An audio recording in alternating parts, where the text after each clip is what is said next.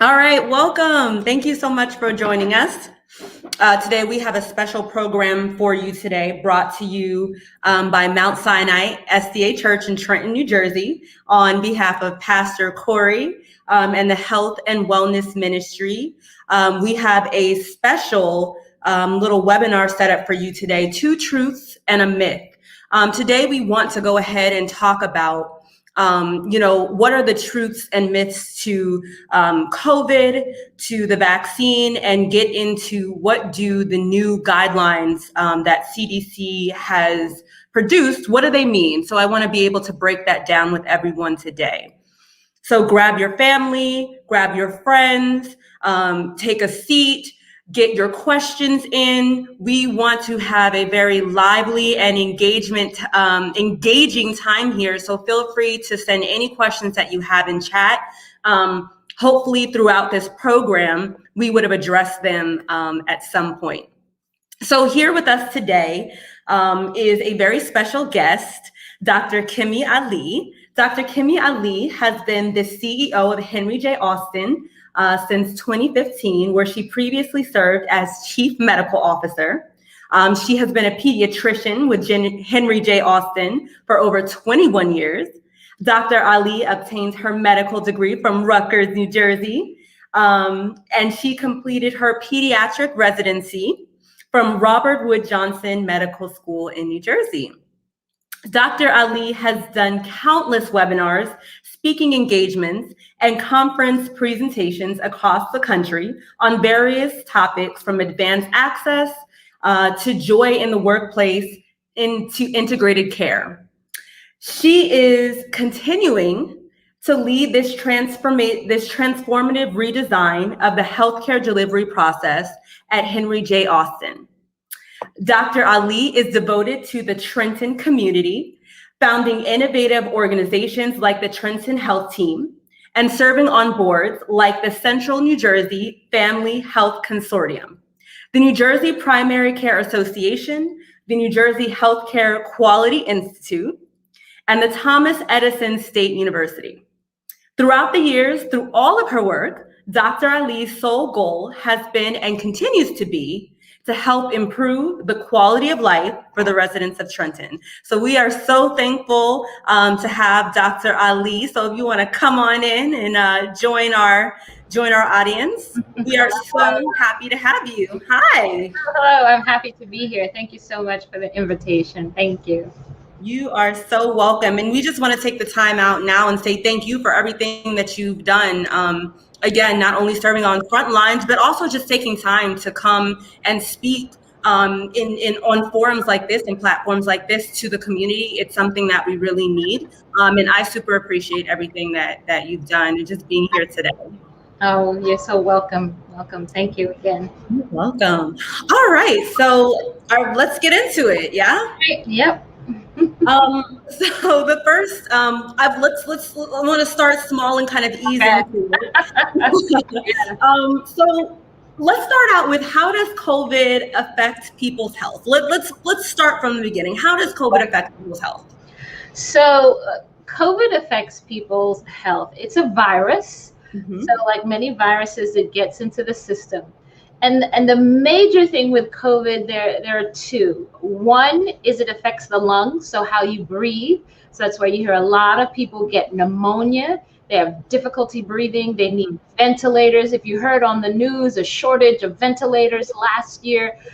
Again, because when some people get sick with COVID, it primarily affects the lungs. Okay. The other thing it affects is your blood vessels. So your blood vessels, and people will have strokes. So again, it blocks the blood vessels, and again, people will have strokes. And you can have stroke in your heart, you can have a stroke in your brain. Again, so those are the two primary ways that COVID has really affected individuals. Okay. So now, again, we've got a sense of kind of how it affects individuals. Now, how does this go into the spreading mechanism? How does this then spread for individuals? So that's interesting, and it's evolving, right? Because COVID is new, as we know. It's a little over a year old. And when it first came out, a lot of the studies were that COVID is spread by droplets. So I don't know if you've ever seen those videos, like on a black screen and somebody coughs. Yes. You see the droplets that come out. And generally, when we talk all the time, that happens. It happens all the time. When we sing or we laugh or we shout, it's a little bit more. But droplets come out of our mouth. And that's the primary way that originally we thought COVID was spread. So it was through droplets. And because droplets are kind of big and kind of heavy, they can only go so far. Okay. So that's where the 6 feet came. That if I'm 6 feet away from someone, if the droplets are coming out, they generally should fall to the ground, honestly, by the time you get to that 6 feet. So that's where the 6 feet came from. However, the little caveat to that is now there is some evidence, new evidence, that the droplets is not just the droplets, but it's these smaller particles that can stay in the air, and that can spread COVID as well. So the COVID is now in these really tiny particles that can actually linger in the air, and that's when it's called airborne. So that means if someone has COVID and they're in a room with no ventilation and they're breathing, maybe they're laughing, they're singing, they come out of that room and you now walk in, it could still be in the air. And then you could breathe that in. Okay. So that's the major thought, that is between both being airborne and being droplets, which is this airborne, which is why I say it's so important to wear that mask, wear the mask, particularly for those individuals that have not been vaccinated. If you have not been vaccinated, you should definitely be wearing a mask. And I say you should be wearing double mask. So a surgical mask and a cloth mask on top, or those cloth masks that are made with filters. Okay. And you put the filter in between the mask, and there's special filters that you can use. So either you're using a mask with a filter or you're double masking if you have not been vaccinated in particular. Can I be a little sneaky? I actually have my filters right here next to me, and I'm going to show individuals, if you don't mind, just what. Oh no, I love it. I actually have a video too like that. Yes, the PM 2.5. So P as in pie, M as in Mary, 2.5. And that's the exact same thing I use. That's what I gave to my mother, my aunt, gave it to everybody. Yep, you just slip it in. You can wash the cloth mask, and you can change that filter each time. Honestly, I think it's more cost effective, and it makes me feel safe. So I just had to put that caveat because I had it right next to me. Yep, and make sure you get the masks that have the place where you can put it in the middle. Yes. So you've got to get a double layered mask. Oh, I have mine too. You're just helping. Thank you. I love this teamwork that's going on right here. That's right. I appreciate you talking about the 6 feet, because again, I think what's happening is we put these things in place, these precautions in place, but we were never given a clear understanding of why and the rationale for it. So now it's, so when people talk about it, it's like, well, I don't understand why we have to stand 6 feet. Nothing's happened to me. So I appreciate you talking about the 6 feet. And even going into the difference between the droplets and the airborne, how that does make a difference. I'm going to throw one more question that's a little rogue. So in talking about airborne, how does that work if there is a facility with an air filtration? Is that helpful? Yes, excellent question. So when I think about COVID right now, particularly everything we know, I think the most important thing for people to remember is the air, ventilation, and circulation wherever you're at. And because of this airborne quality to it, and actually, as I said, a lot of the studies are thinking that airborne might even be more important than the droplets. So again, as we're saying, the droplets, the thing that protects against the droplets is like when everybody had the sneeze guards, everybody had these plastic things in front of them. You went to the checkout counter at the grocery store, it's the pharmacy, everybody had these glass shields. Those help for droplets, right? I'm talking or kind of spitting, it'll hit the plastic. Yes. Airborne doesn't matter. It'll go right around that. So airborne is really about ventilation. So summer, and this is part of the reason why I think COVID has gone down, the numbers are decreasing in the summer, because everybody's outside. Everybody's opening their windows, opening their doors, and that is the best thing for COVID because you need that ventilation. So I think that's why when we were all indoors and the windows were shut and the doors were closed, that's, I think, part of the reason too that COVID was spreading more, because of that poorer ventilation. So yes, if you can, like the first thing we did here at Henry Jostin is cleaned our HVAC unit, right? Just like you're at home, clean out your vents because you want that better circulation. You know, have those vent people come that check your vents and all that stuff. Clean out your vents. And then you can get special air purifiers. Particularly, I think it's important for businesses or where you have large groups indoors. You can get air purifiers. So again, all about ventilation, moving the air, as I said, because those particles can stay in the air. So you want to have that good circulation. So yes, HVAC units, ventilation units, getting them clean, getting them maintained, adding special filters, all of those things are helpful. You just want to make sure that you use the right filters, and whatever company you're using should make sure they're going with the CDC guidelines. Okay. All right. Thank you. You're welcome. So I want to piggyback off of something you mentioned earlier about how the disease affects you, and then thinking about who is at greater risk or greatest risk. So you mentioned that it does affect the lungs. Who then is at greatest risk? Because the first group of individuals I think are asthmatics, chronic lung disease, COPD. Yes. Random acronyms here. COPD patients. So who is really at the greatest risk right now? And you're exactly right. So it is those individuals that have lung problems, those individuals that have blood vessel problems like hypertension, like heart disease, and those individuals that have diabetes, because diabetes also relates indirectly to sort of the blood vessels. So individuals with high blood pressure, in people that have diabetes, and people that have lung problems. So asthma, right, and obstructive pulmonary disease, right? You mentioned COPD, chronic obstructive pulmonary disease, emphysema, some people say.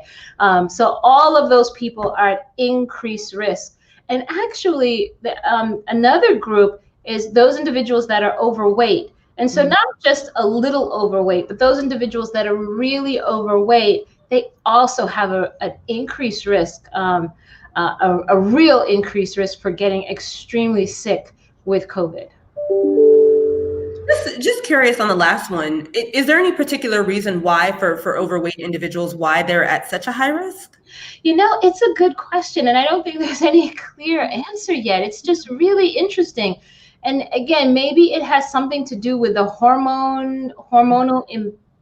It's just really not sure, but it's just really dramatic that so many individuals, particularly individuals of color, that have gotten really sick with COVID, have one of these illnesses, either again being extremely overweight, having diabetes, having high blood pressure, or having some kind of lung problem. Okay. And so, I mean, we really segued into the second question I have. I mean, thinking about who is affected. So not only individuals with chronic illnesses, but what about age and, you know, any type of deficiencies? You know, is there something, you know, I've heard the myths about vitamin D. Is there any link between that? Yeah. So yes, definitely age. And you know, just again, the age one is interesting. And the thought is that as we get older, our immune systems get weaker. And that's just a fact. And so that played a lot into why when the COVID first started coming out in the United States, there was just so many individuals in nursing homes that died because they were already frail. They had weakened immune systems. So age 65 and older was definitely a risk of getting severe illness with COVID. Like we mentioned, the chronic illnesses, so diabetes, high blood pressure, heart disease, lung disease. And then deficiencies in vitamin D. There are actual studies that show those individuals that got severely ill, some of them had really low, not like it's a little low, but really low and real deficiencies in their vitamin D level. Wow. And that actually, again, correlates as we get older. We sometimes have a lower levels of vitamin D, and it's something that you should check with your primary care provider, and you can get a vitamin D level, because there are some of us that need extra vitamin D, particularly as we get older. And there are studies that link increased risk with having really low levels of vitamin D. Wow. Okay. Yeah. So with that, with kind of looking at deficiencies, age, vitamin, low vitamin D, what are there things that you would suggest for individuals, preventative things that you would suggest for individuals to do before anything, before they get sick or anything like that? Yeah, exactly. So the first thing is go to your doctor, have your checkup, right? If you don't have a doctor, find a doctor. You can come to Henry J. Austin. But, so the most important thing is get your physical. If you're 65 and older, you do want to ask them, what's your vitamin D? What is your vitamin D level? And that's something that they can check. But just to make sure you're overall healthy, make sure you don't have, undiagnosed high blood pressure or diabetes or anything like that that would put you at an increased risk. So that's the first thing. If you haven't had a physical, if you haven't had a checkup, that's the first thing that you need to do. And then the other thing is the things that we all know that we probably heard on the news and everywhere else. It is wear the mask. It is continue to stay 6 feet apart from people you do not know. And it is washing your hands before you eat. And I say being in well ventilated areas. So all those protective measures for COVID that we know we should be doing, just making sure we're doing that. Okay, right. I'm going to take us deviate just a little bit, because I really like what you said about being preventative, getting set up with a primary care physician if you do not have one already. Please go look for a primary care doctor. It is so important to stay linked and have somebody who is looking out for you and your overall health. Yeah. I know you mentioned for annual wellness visits for 65 and up, we do a vitamin D check. Yeah. So if it is, so let's say it's a new patient visit for someone who isn't 65, and does the vitamin D assessment, does it come with the new patient visit, generally, as again, for the most part, you can speak with your doctor, you can have a conversation with them, but as I said, for general younger individuals, it's usually not an issue. And your doctor will ask you questions to see if you might have symptoms or signs of having a low vitamin D level. Okay, perfect. All right. So again, we kind of already talked a little bit about the ways that you can protect not yourself, your family, your friends. We talked about mask wearing, hand washing, distancing. The one that we've left out, one main kind of caveat, protection. That's right. So I'm gonna hop into that one. So what is the last way that we haven't yet talked about? The most recent way, right? Yes. The last several months is the vaccine. Yes. And I recommend the COVID vaccine to everyone. And what's important about the vaccine is the way all vaccines work, right? So vaccines generally work is they've somehow taken a piece of a virus, or sometimes they'll kill the virus and then they'll copy it. They put it in a solution and they inject you. Your body sees that sort of dead virus, or it sees that piece of a virus, and it says, oh my goodness, this virus is in my body. I've got to mount immune response. I've got to get kind of like getting all your soldiers ready for battle, getting them all in line. And that's what vaccines do. They get everything in line and your body's all ready, so that if the real virus comes along, your body's ready and you fight off the infection and you don't get ill. So that's how all vaccines work. That's how the protection mechanisms work. Okay. Let's get into a little bit. Let's break down what are the options for Yeah. individuals in terms of the different vaccines available. Can you talk a little bit about how they work and what's different and what's similar about them? Yeah. So in the United States, there are 3 vaccines that are on the market that you can get. There is Pfizer, Moderna, and Johnson & Johnson. So the Pfizer and Moderna vaccines are very similar. They're actually made in the same way. And that's called the messenger RNA. So they're made the same way, Pfizer and Moderna. You need to get 2 shots. So one, and Pfizer is 3 weeks later, you get the second one. Moderna is 4 weeks later, you get the second one. Pfizer and Moderna, as I mentioned, what I really like about those is that, as I was talking about, a virus is made up of all the cells, and the virus are made up of this RNA. And I call RNA the cousin of DNA, right? Everybody knows DNA. DNA is in our body. We watch the crime shows and they're looking for DNA on CSI, right? That's how they catch bad criminals. So we know that we've got DNA in our bodies. The cousin to that DNA is something called RNA. And in all of our cells, the way we make skin and organs and hair and everything else, it goes from DNA, which is that code, and DNA is transcribed, it's called, or made into RNA. And then that RNA in our cells is then goes and makes protein. And as I said, the protein is what makes up our skin, our hair, our organs, our blood, makes everything. All made of proteins. So DNA to RNA to protein. That's the way everything is made in our bodies. COVID in particular also has DNA, but has RNA as well. Same kind of principle. So what they did is they took a piece of the RNA. Like if you can imagine the whole strand, they just took a little piece of that RNA, of DNA, and they clipped it out, and they put that into a fancy term I like to call an oil bubble.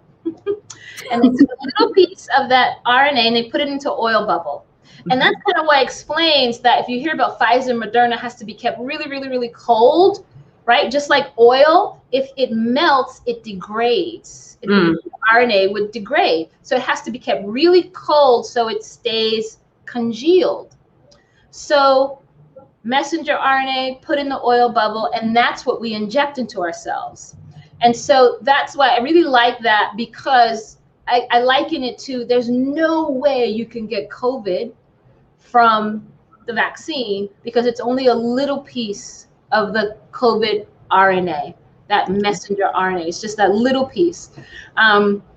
Johnson & Johnson is made differently. So Johnson & Johnson, what they've done is they took a piece of the DNA of the COVID and they put that into a different kind of virus that we all get all the time, but doesn't cause any bad signs or symptoms. It's called an adenovirus, and they actually weakened it too.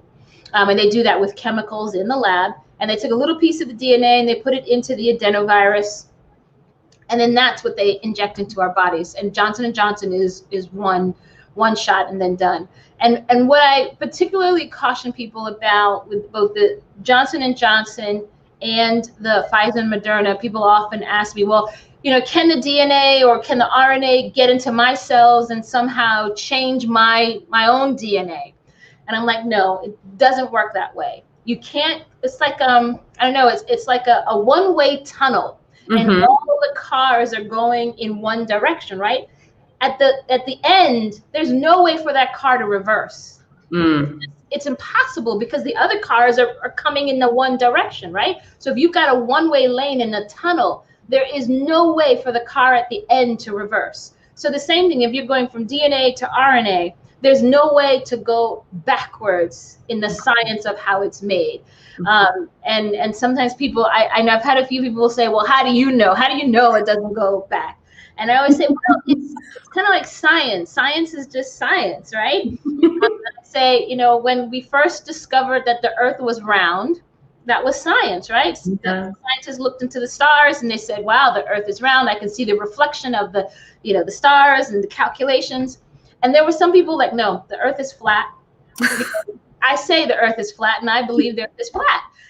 And it's kind of like that, you know, science science. Either you believe it or you don't, but the earth is round. That it is.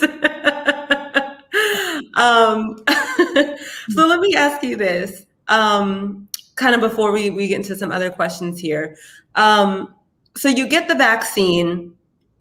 What should one expect in terms of, I guess, I want to say living a normal life, but what was the vaccine created to do in terms of protection? Yeah.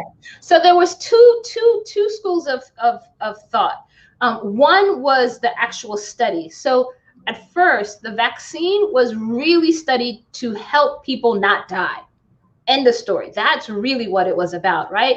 Because right now in our country, we have 600,000 people in the United States alone that have died, close to 600,000. So that was the primary thought, is how do we stop the deaths? Mm-hmm.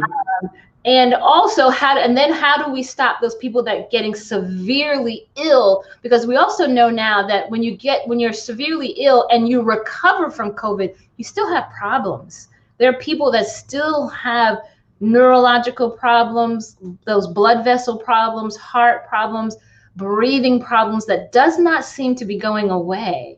Yeah. There's actually something called post intensive care unit syndrome from COVID.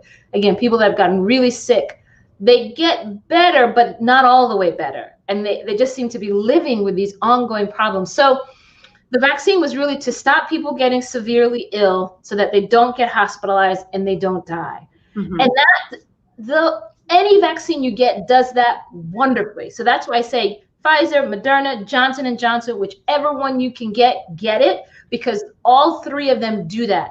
They prevent people getting severely ill, getting hospitalized, and they've prevented deaths. So far, there's been no one who has died when the period is over, like 2 to 4 weeks after getting the vaccine. Okay. So that's really, really good news. The other thing with it is, and this was the question at first, was will it stop the spread of the infection? And at first, when it first came out in December and January, we really weren't sure. And that's why they said to everyone, continue to wear a mask. Right. So even if you got vaccinated, they said still wear a mask. And so then we weren't really wearing a mask to protect us if I got the vaccine. We were protecting, if you got the vaccine, you're going to be fine. But what if I can get it and spread it to someone? So that's why you had a mask on. So just in case you got it, you wouldn't spread it to someone, even though you would still be well because you got the vaccine. Now, the newer studies and newer research, because again, as COVID is given, they're continuing to monitor, they're continuing to watch and study. And what they've seen is that it actually looks like people that got the vaccine are not spreading it. Okay. And that's great news. And that's why the CDC has come out and said, if you got the vaccine, you're good. You don't need to wear a mask if you're outdoors. You don't even really need to wear a mask if you're indoors. And that's because of that it definitely looks like that, one, not only are you protected for yourself, you're not going to get severe illness, you're not going to die, but it also looks like you may not be a spreader of the infection either. So just good news all the way around. Now, the caveat to that is Governor Murphy is more conservative. And part of it is he's saying everybody should still wear a mask when they go indoors. And that's not so much because he disagrees with the science. He's understanding that if I'm a store owner, if I'm in a business, how do I know who got the vaccine and who didn't? So that way, everybody still has to wear the mask. So I think what he's doing is really kind of smart from the business end, because a business won't know, did you get the vaccine or did you not get the vaccine? So, yeah. Yeah, I support that. I think that makes sense. One other question, trend that we're seeing, and I think it was on the screen right before. So I work with primary care doctors, and what they have been seeing is this trend where individuals are going for the first part. So for Moderna and Pfizer, it's a 2-part. And what they're seeing is that some patients are only going for the first shot and not going back for the second one, making them fully vaccinated. So what happens if that trend continues, especially now with this? I think the unfortunate thing is, no, we don't really know. And that's because the Pfizer, Moderna, as I said, the studies were on 2 doses. So they didn't really study what happens if I just get 1 dose. Right. No, is your immunity just going to go away after a few weeks? Can you still get infected? So that's why they're not recommending it at all, because it just wasn't studied, and nobody knows really what's going to happen to those people if you only got 1 dose. So again, if you only got 1 dose of a 2-dose series, we just don't know. It's sort of like Russian roulette. We don't know what's going to happen. So really, it's recommended to get that second dose. And the best time frame to get the second dose is, like I said, 3 weeks after Pfizer, 4 weeks after Moderna. However, if you haven't gotten it and it's been 4 months, go get the second dose. It doesn't matter. There's no maximum limit. So if you got it in December and we're in May, go get your second dose. If you have your second dose, it's not too late. But really, the best is get it as soon as it's recommended, 3 weeks and 4 weeks, because there have been no studies to show what will happen if you don't get that second dose. We just don't know. Yeah. It makes me think of when people stop their medication because they suddenly feel better. Right. It was the medication making you feel better. Exactly. But it's like, no, I feel great. And it's like, because the medication is working, I need you to finish the script. That's right. Keep taking the medication because it's doing what it's supposed to do. There's a reason why it was prescribed for the length of time. That's right. Exactly, yeah. I see here too the question of, when does protection from the vaccine start? And it's kind of interesting question, because it kind of starts right away as soon as you get it. But if you're fully vaccinated, it's really 2 weeks after your second dose if you've got the Pfizer or Moderna, or 2 to 3 weeks after the Johnson & Johnson. That's what the studies show. Okay. Let's see what else. I feel like we are just kind of moving and grooving here. I know what I wanted to ask. Let's kind of zoom into the future for a little bit. We've heard, I feel like, in both our realms, we've heard talk of a booster. Yeah. What is the purpose of a booster? What is the significance? What does that mean for our future? Yeah. So boosters, as a pediatrician, I'm very familiar with boosters. We give boosters all the time. You get a booster from your measles, mumps, and rubella. You get it at 1 year, and you get it again at 4 years. We should, even as adults, get a tetanus booster. We get a tetanus booster once every 10 years, everybody. So again, you get a tetanus shot. Remember, step on a nail. You don't want to get a bad, disease, infection. So you get a tetanus when you're young. And then again, you get a tetanus booster once every 10 years, because your system sort of forgets, right? I talked about the vaccines and the way they work in mounting that immune response and getting your soldiers ready to fight a battle. Well, after time, sometimes they forget and they start to wane away. And so you get a booster again, so you get that memory and you get that jolt of your body again, remembering how to fight this infection. So that's what boosters do. There's just a sort of a memory reminder of how to fight this infection again. So it gives a little boost to the system. So again, as a pediatrician, we give boosters all the time. It's very common. And it may be that we have to get a booster for COVID, or it may be just like you get the flu shot every year, you may need to get a COVID shot every year. So we could have to get a COVID and a flu shot every year, because the strains, because the reason you get a flu shot every year, right, is that the strains change, just like they're changing with COVID.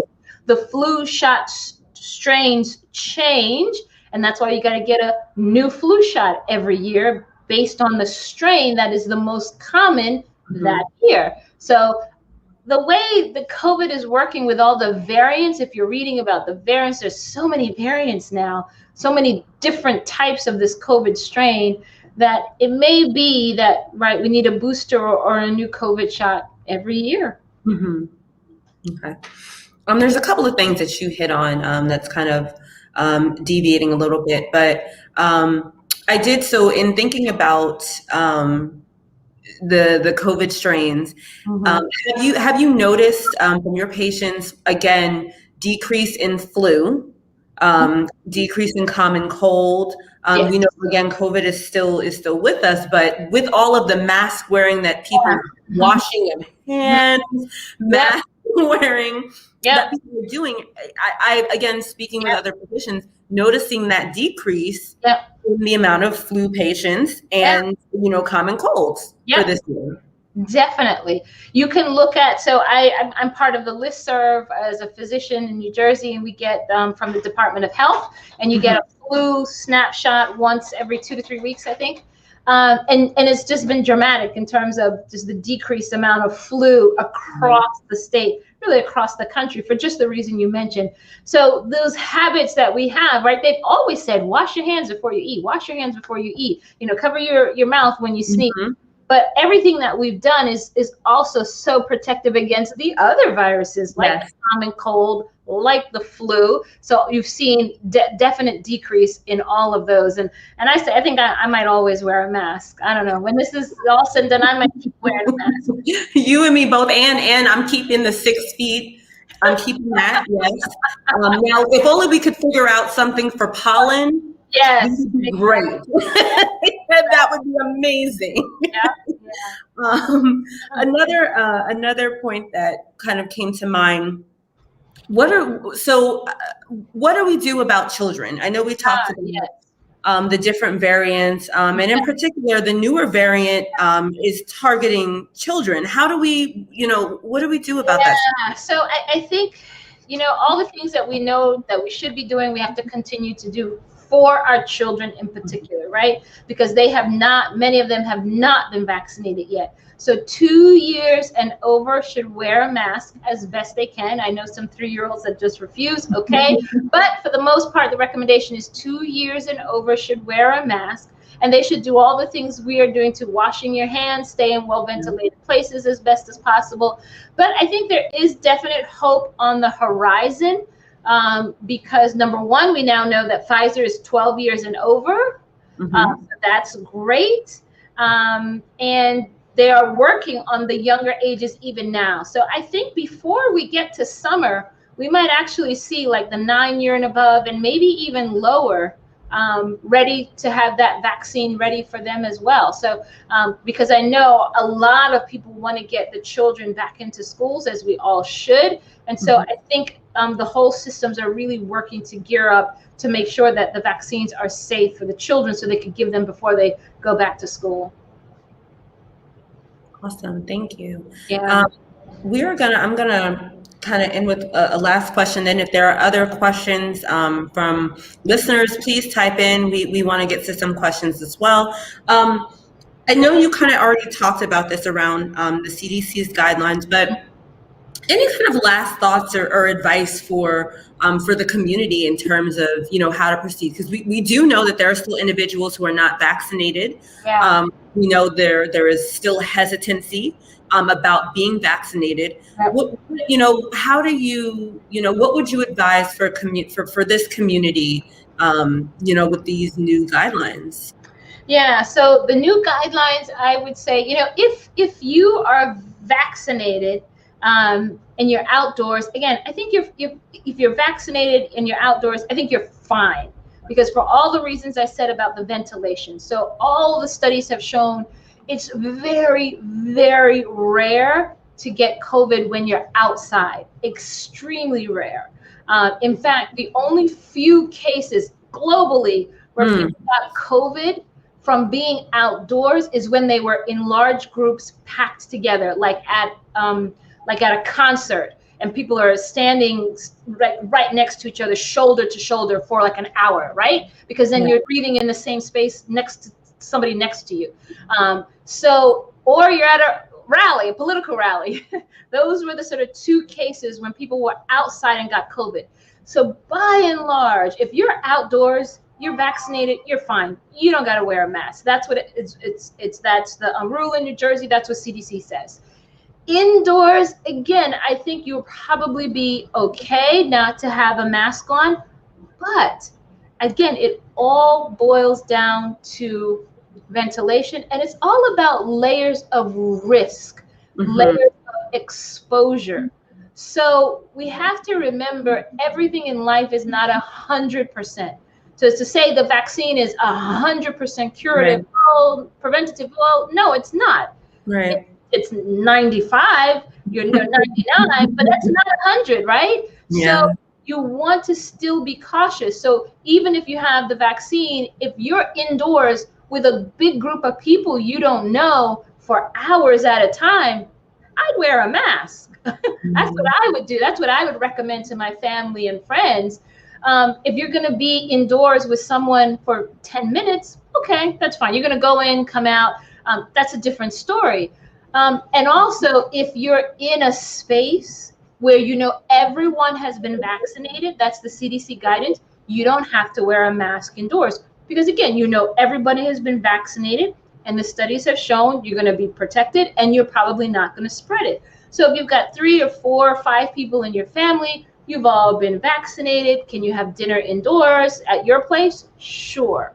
Yeah. But if there are some of you that are not vaccinated, like children, you want to continue to be cautious. And you probably do want to wear a mask. You probably do want to keep your windows open. You want to keep your doors open if you're going to have a group setting indoors. If you have children who have not been vaccinated, right? So it's all about that exposure, and it's all about trying to decrease the risk, particularly for anyone who has not been vaccinated.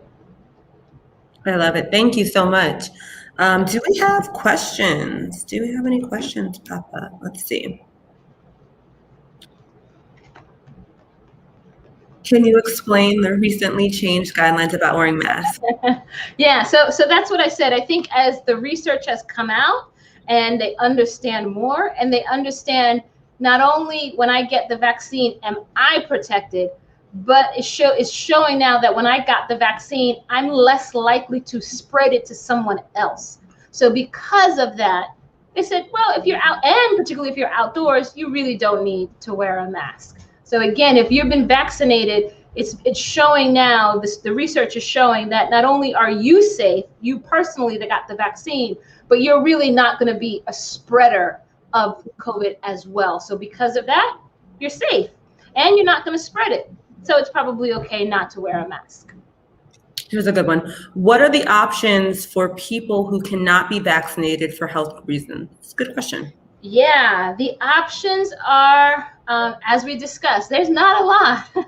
Yeah. It is if you're going to be in a group where other people have not been vaccinated, you need to wear a mask. If you're going out in public, if you're going indoors, you need to wear a mask. You need to stay in well-ventilated areas. For example, I wouldn't go to an indoor concert if you've not been vaccinated.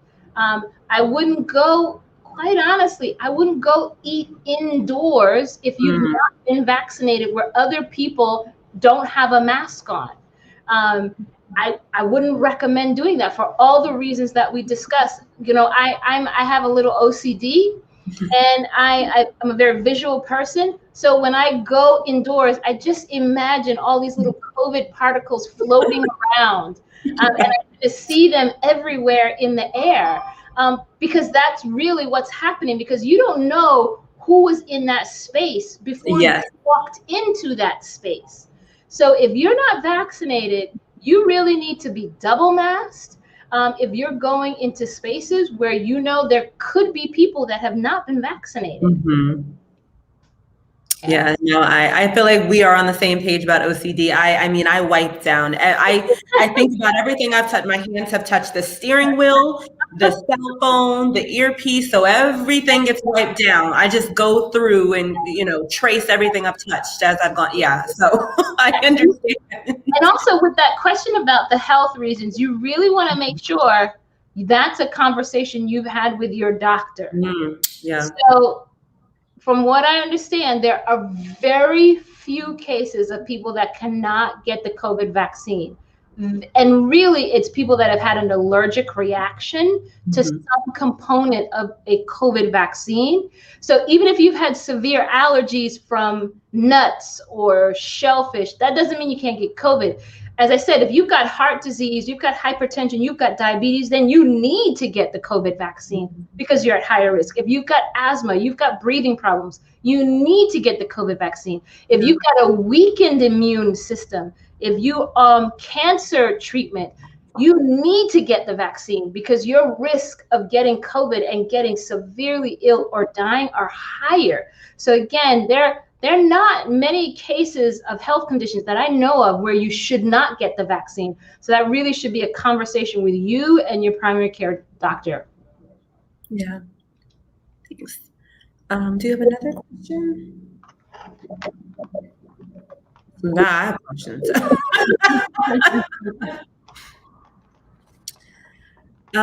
One thing we haven't necessarily touched on too deeply is just kind of going into the fear surrounding getting the vaccine. That's good. I've heard, me and a friend were talking about the vaccine, and one thing that she was very interested in is knowing, what's in it. So one thing I did learn is that you can look up what's in the vaccine if that is something that, you are concerned about, which a lot of people have been. That's really been a lot of the hesitancy is why was this made so quickly and what's in it? And, I think those are such good questions. So one of the things I say to that is number one, and I was just talking about this today with someone, the reason this vaccine was made so quickly was not that it's a new type of vaccine. So COVID is new, but the method in which it is made is years old. It's like decades old. So the research around messenger RNA and even the way the Johnson & Johnson vaccine has been made, that's been researched over and over for like 15 years. So the method on how it was made is well known, it's well researched. That's part of the reason they could make it relatively quickly. But how it came to market quickly is literally when you look at pharmaceutical companies, and my husband works for a pharmaceutical company, generally when they make their decision to bring something to market, they try it, they have all these surveys and trials, and they go through a process to make sure it's going to be profitable when it comes to market. Right? Because that's what pharmaceuticals companies care about. They care about their bottom line and profits. So they want to make sure when I bring this vaccine to the market, it's going to make money. And that process, to be sure about that, is what takes so long. It's the bureaucracy of the pharmaceutical companies. The way the COVID vaccine could sort of jump the line was because the federal government said, don't worry about the profits. We're going to pay you. We're going to buy your vaccine right now. We're going to buy 200 million doses. So you don't got to worry about anything. Just get the vaccine.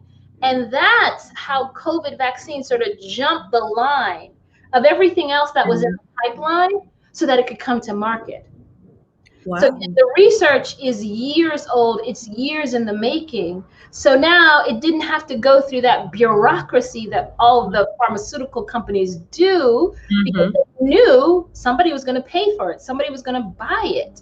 And that's how it jumped the line to come out so quickly, which is what we see as the warp speed, was because the government paid for it. So you need to go through the whole processes and bureaucracy and everything that it needs to go through in pharmaceutical companies. Wow, that's really interesting. I did not know that. Yeah. Interesting. Okay. So there you go. It's the reverse of what we normally see. A lot of times you see a lot of marketing. And, exactly. Something interesting that someone pointed out to me with products, with drugs, with medications, they are marketed toward the patient as opposed to the provider. When you see the commercials, it says talk to your doctor. That's right. So that's very interesting. I learned something new. Any other questions that we have? Send your questions. This is your time. we have a subject matter expert on the line here.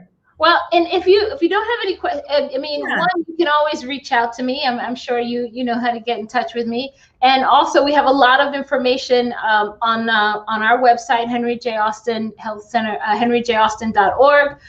You go to our news videos section. I have webinars. There's lots of articles and information that you can link to. If you have questions as well, you can go there. I would also say the CDC and COVID is a great place to go to. So search CDC and COVID, and that will come up. Again, that is a great place to go to get information. It has information on the variants, and it has all the questions that you kind of asked me. It's all there as well. What resources? Yeah, CDC. Yep, CDC. Credible, in quotations, credible. Yeah, that's right. Oh, here's a good one.